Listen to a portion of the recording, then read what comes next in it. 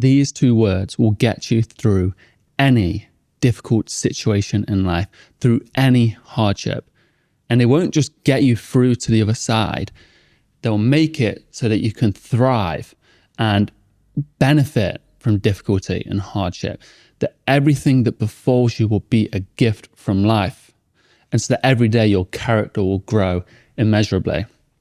This was a practice taught by the Stoics, and German philosopher Friedrich Nietzsche said, "My formula for what is great in mankind is Amor Fati."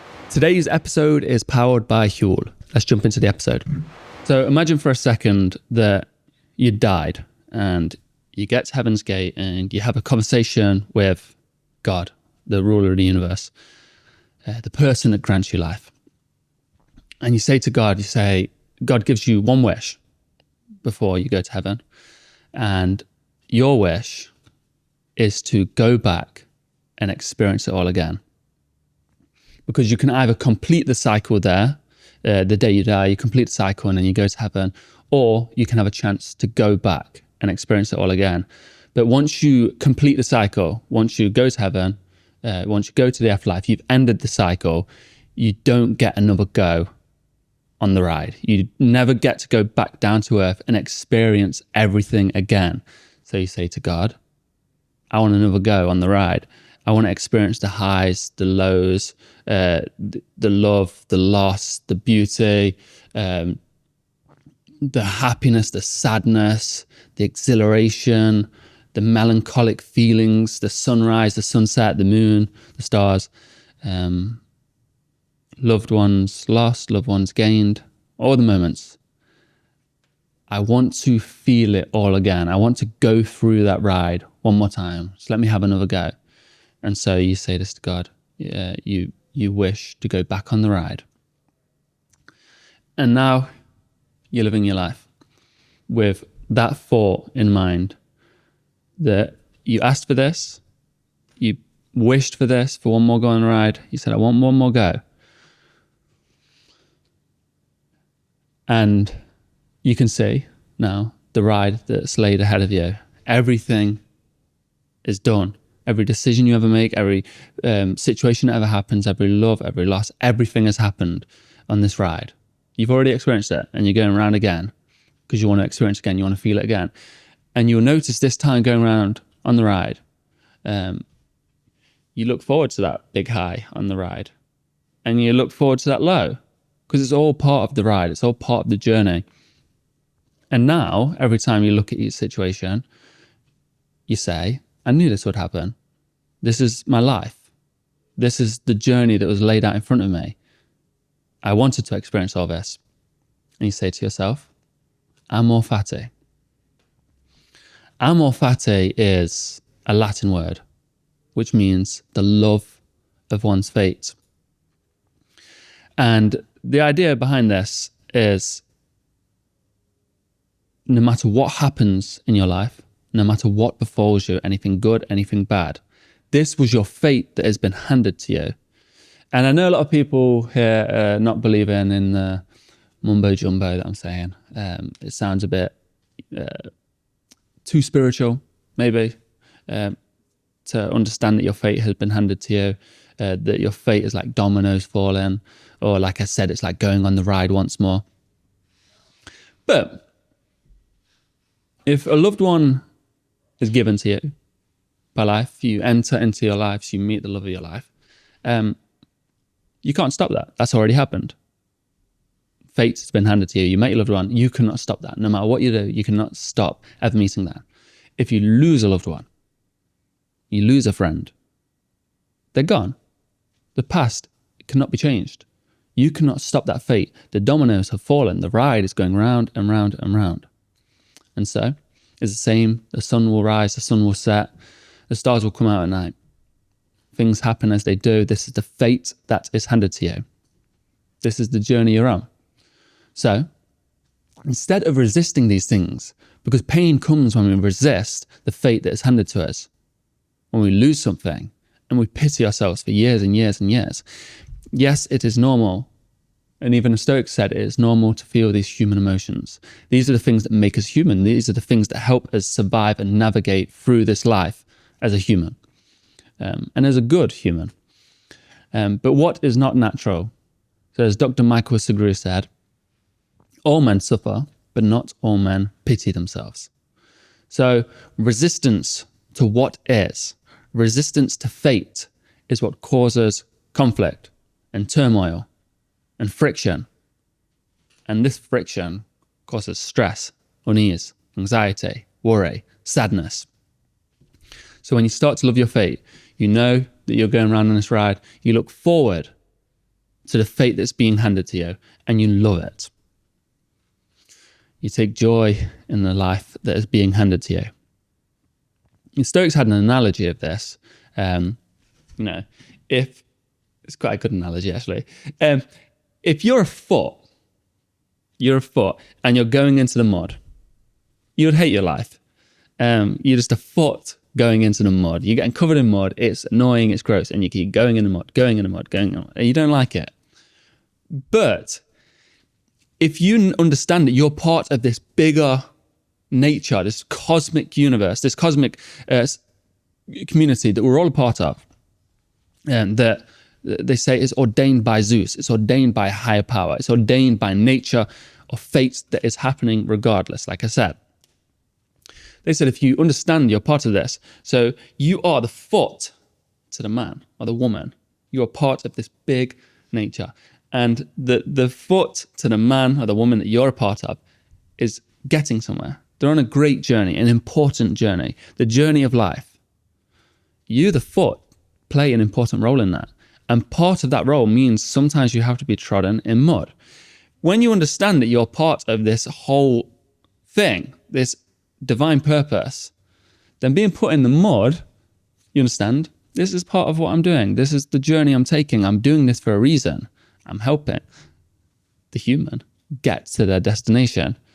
And that's the same in life. We are part of this cosmic nature, as the Stoics believe, that's been fabricated by Clotho, the deity.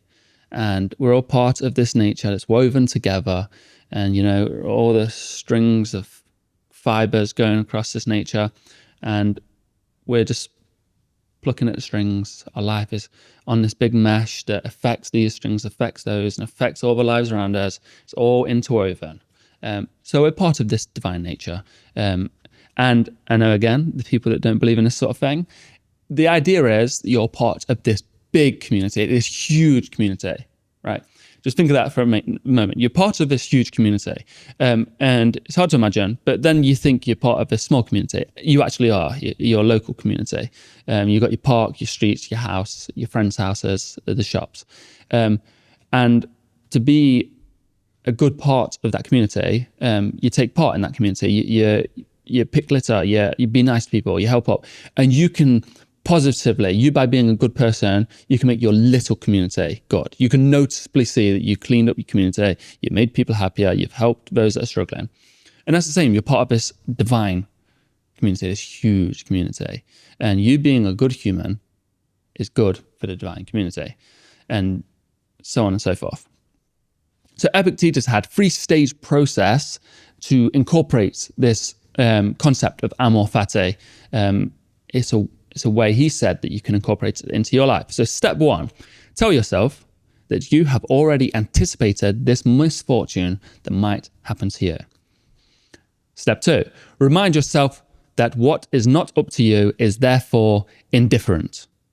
As you, the only good/bad things is the things you actually control. So this thing that has befallen you is external, therefore it can't harm you. And step 3, tell yourself it was sent to you as fated by nature. It was sent to you by God. It is the fate of nature, then so be it. And there's a thing here talking about it is not up to you, so therefore it is indifferent. I'll explain this. The Stoics believed that things were broken down into good, bad, indifferent. Simply put, good is virtue, bad is vice, everything else is indifferent. And good and bad are the only things up to us. They're the things we control. our virtue or our vice, if we're wise or if we're foolish, if we're courageous, if we're cowardice, if we're kind or if we're hateful, if we're temperate, if we live in moderation, or if we live in excess and greed. So everything else is indifferent, and they believe that they cannot touch the internal. They do not have the ability to touch the internal. The only thing that can touch the internal is your own internal mind, your interpretation of the external world. Conor McGregor actually had a quote like this. He said, "Nothing external can penetrate the internal if the internal mind is strong enough." And that's the point of Stoicism, is about building the internal strength, building that inner citadel. A quick word from our sponsor, Huel. I really like Huel. When I was writing my book, I was using Huel to power me through every single day. When I had my daily greens, when I had my meals, when I had my shakes, it stopped me from going to the shop, buying a load of rubbish, buying a load of unhealthy food, wasting loads of money. And these things do add up. Those quick journeys to the shop every day, the money adds up, the unhealthy foods add up, the wasted time adds up. So if I ever get those cravings, I grab a Huel and it fills my cravings. I feel good, it tastes delicious, it's quick and easy. And if you have any interest in the Huel products, then check the link in the description. Let's get back to the episode. French philosopher Pierre Hadot said this: "Since such an event does not depend upon me, in itself it is indifferent, and we might therefore expect the Stoic to greet it with indifference. Indifference, however, does not mean coldness. On the contrary, since such an event is the expression of the love which the whole has for itself, and since it is useful for and willed by the whole, we too must want and love it. In this way, my will shall identify itself with the divine will, which has willed this event to happen, to be indifferent to indifferent things, that is, to things which do not depend on me. In fact means to make no difference between them. It means to love them equally, just as nature or the whole produces them with equal love." And German philosopher Friedrich Nietzsche said this again. He spoke a lot on the topic of Amor Fati. "My formula for what is great in mankind is Amor Fati, not to wish for anything other than which is, whether behind, ahead, or for all eternity, not just to put up with the inevitable, much less to hide it from oneself, for all idealism is lying to oneself in the face of the necessity, but to love it." And again saying this, everything that is necessary, when seen from above and from the perspective of the vast economy of the whole, is in itself equally useful. We must not only put up with it, but love it. Amor Fati, that is my innermost nature. So you're probably starting to understand what Amor Fati means. Whatever befalls you, love it. You love what fate has given you. And this will help you in every situation. When someone's being rude, you've been given a challenge, you just see the other side of the coin, the positive. What is God? What is nature? What is life trying to teach you? Because with every difficulty comes great strength. You overcome a difficulty, you get stronger, you get wiser, you get more courageous. As they say, what would Hercules be without the boar, the stag, the hydra? What would he be without all the dangers of the world? He would not have been the great hero known as Hercules. He wouldn't have had any difficulties to build him up. So there's one big criticism. This is the only criticism of Amor Fati, besides the fact people saying that Friedrich Nietzsche hated the Stoics. He didn't hate the Stoics. He disagreed with certain things. And a lot of what Nietzsche taught actually agrees with the Stoics. Anyway, a big criticism of the Stoics is that the acceptance of love of fate, the acceptance and love of fate means that we become a doormat. We allow life to walk all over us. This is not true. And I'll tell some stories to explain this is not true. Emperor Marcus Aurelius, who was the most famous Stoic, he repeatedly, many times, led his armies into battle to protect the Roman Empire from the barbarians. He risked his life He went through great struggle and tragedy to protect Rome and its people from the enemy. And then Cato, who's very famous amongst the Stoics, he became a Roman hero after he marched the shattered remains of the Republican army through the desert of Africa to make one last stand against the tyrant's legions. And then Zeno of Citium, the founder of Stoicism, the merchant, the wealthy merchant that was shipwrecked, lost everything in 301 BC. He had a student or a follower by the name King Antigonus of Macedonia, or Antigonus the One-Eyed, because this guy, King Antigonus, he was known as a great general in war, and it is believed, it's told for a story, that a bolt of a catapult went off and went in his eye, lost his eye, so he was one-eyed. He's famous for the great things he did in battle, whether you agree with battle or not. But the point is, he was one of the most powerful military leaders, and he fought against the enemy. He defended his nation. He went against the corrupt tyrants, as they say. So Stoics don't just roll over, And then there is another student, Partius, who gave his life to defend the rule of King Antigonus. So what I'm saying is, you love your fate, you love the things that are before you, but it doesn't mean you roll over and let these things happen to you. The Stoics talk about seeking tranquility. Ep.16 speaks about seeking tranquility. You develop a life of tranquility. And these Stoics, like Cato, they could easily have tranquility in their lives. But there's one thing that overrules this. It's this their quest for justice, their quest to do what is good and what to do is right for the community, for the people.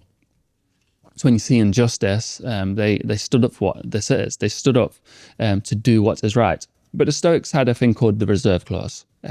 So Cato would have marched into the deserts of Africa to fight the tyrant's armies, to fight the tyrant's legions, sacrifice his life, and he would have given everything to do what is right.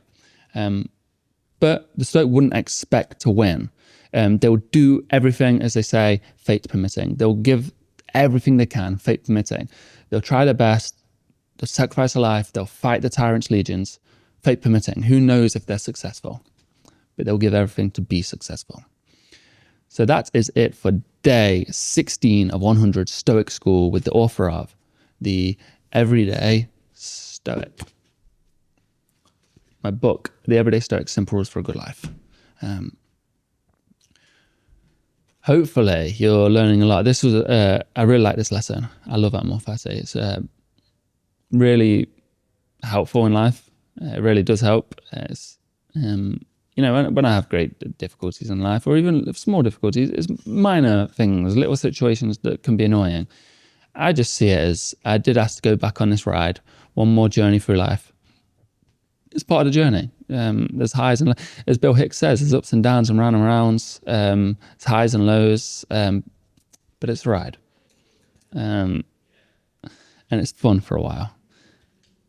So hopefully you're learning. I've compiled this all into a playlist, so you can go, if you've just got here from my Instagram, or you've got here from TikTok or wherever, you can go back to day one. And the idea is, if you make it through the lessons, you start to understand. I've designed, they may seem a bit random, but I've designed them in a way where you start to understand Stoicism as the Stoics understood it and the way they laid it out, so that you can incorporate it. I'm not just teaching you this philosophy, I'm teaching you how to be a Stoic. Because that's the most important thing. Learning about the history and all that's pretty pointless on the grand scheme of your life, unless you like it's a hobby. You want to learn how to actually incorporate it into your life. So thank you for listening. If you listen to this on Spotify, no, Apple, 40% of listeners are not following me. That's 40%. That's a big number. So if you listen to this on Apple, just give me a follow. And I'd love a rating. Spotify and Apple, I'm loving the ratings. I think I've got 12 5-star reviews, which makes, it's good.